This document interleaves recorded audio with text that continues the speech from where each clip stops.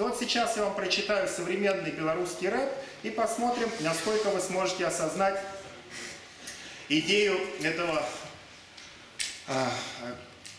сингармонизма, которая таится в великом произведении с народного альбома под названием «Наставник Рагойша». Можете подбивать мне ритм.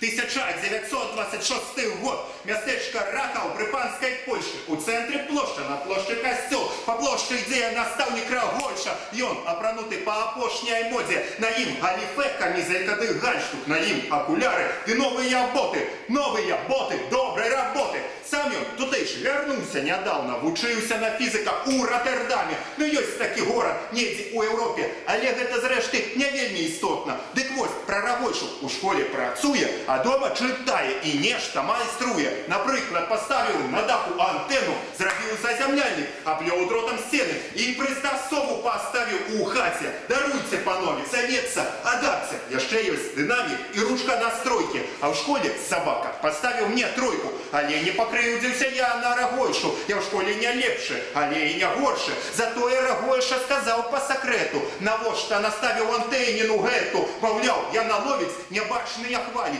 якія як быццам бы ў часе блукалі. Ці будуць яшчэ яны ў часе блукаць? Даруйце, панове, мне цяжка казаць. Я, кажучы шчыра, не ўсё разумею, але кажу праўду, кажу, як умею. Дакладней кажу, як тлумачыў Рагойша, а ён, можа, зблытаў ці перабольшыў, але прысягаю, уночы аднойчы, на ўласныя вушы, на ўласныя вочы я бачыў і чуў, як у Рагойшавай хаце свяціўся і грэў той, даруйце, адапцыя. І слухаў Рагойша вар'яцкія гукі, пякельныя енкі, пачварныя хрукі, як быццам бы д'ябал пілікаў на скрыпцы. І мне закарцела пабегчы ў паліцыю, але не пабег я, стаяў скамянеўшы, збляднелы, як быццам бы 3 тыдні не еўшы. І вось адчыняюцца дзверы ў хаце і кажа Рагойша: «Заходзьце, сядайце». Заходжу, кажу: «Вечар добры ў хату». От 1975, кажа ён мне, ідзі карагоча. І я зразумеў, вар'яцее Рагойша, шалее Рагойша. І я адчуваю, як б'е галаву маю музыка тая. І я паміж волі раблюся вар'ятам ад музыкі, гранай у 75-м. Ту-ту-ту, ту-ту-ту-ду.